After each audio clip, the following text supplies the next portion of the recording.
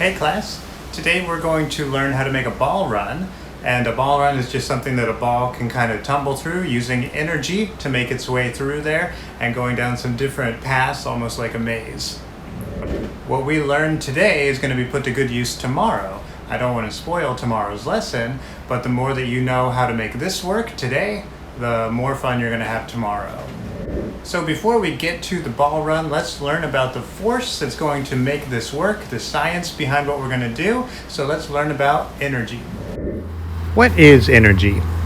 The simplest definition of energy is the ability to do work. In the example of the ball run, the work your ball is doing, well, that's rolling.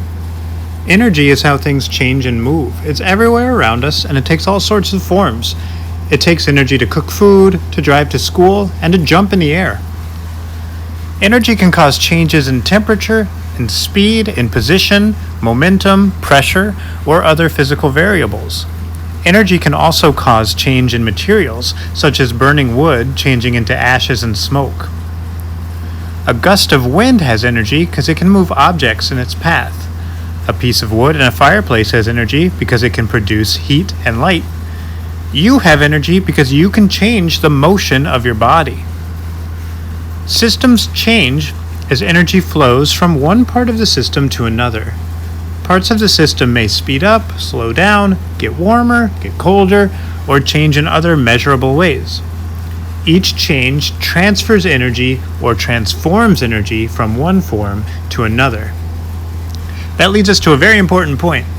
Energy can never be created or destroyed, just converted from one form into another.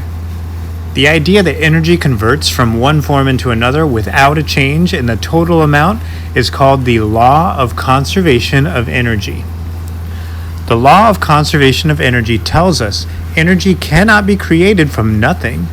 If energy increases somewhere, it must decrease somewhere else.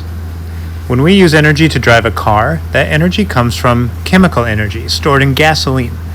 As we use the energy, the amount left in the form of gasoline decreases. Your ball run requires a knowledge of potential energy and kinetic energy. You might remember those terms from earlier this summer.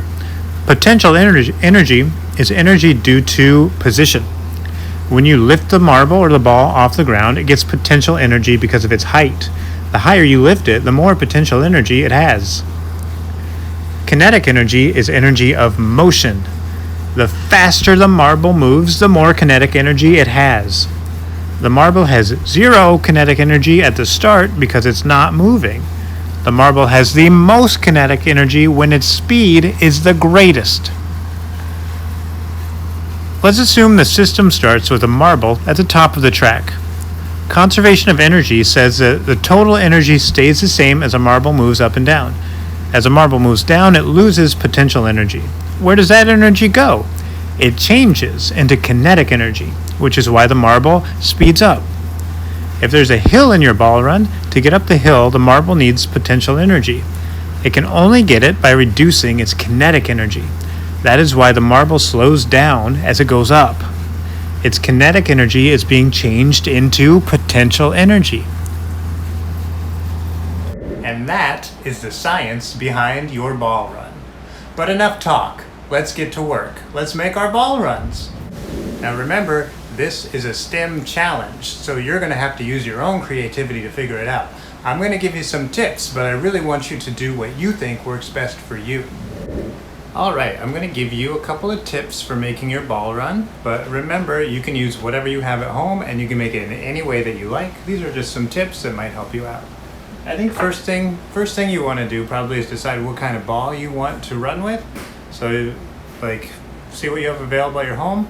There's a golf ball. Here's a marble. Think about the size of it because that's going to affect your ball run.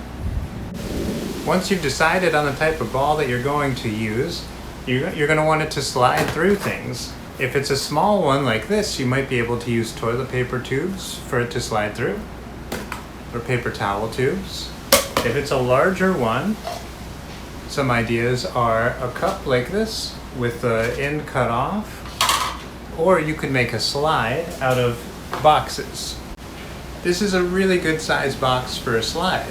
So I think what I would do is go ahead and take off both ends of it. Okay, like this. And then depending on how your ball is going to fall through it, whatever your plan is, you might even want to take off a whole side so the ball can fall into it. Now let's say you don't have a box that size. What if you have one like this? You can still use it. You can cut off the top and the bottom, and these could be perfect slides for you. Now let's say you don't have that kind of cardboard, but you do have this.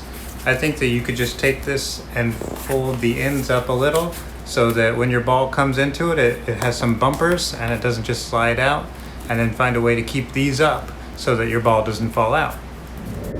Once you have that sorted out, you're going to want to find a way to set it up vertically.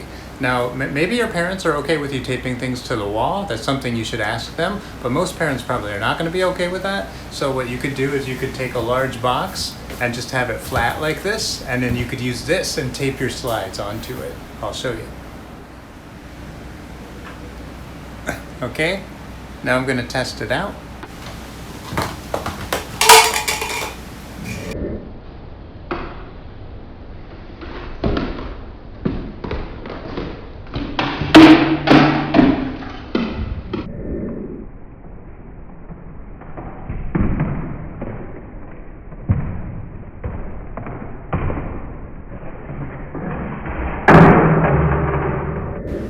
Well, that's just one idea. That can definitely work, and maybe you have a different creative idea. You should definitely go with your own idea and experiment and see how you can make it work.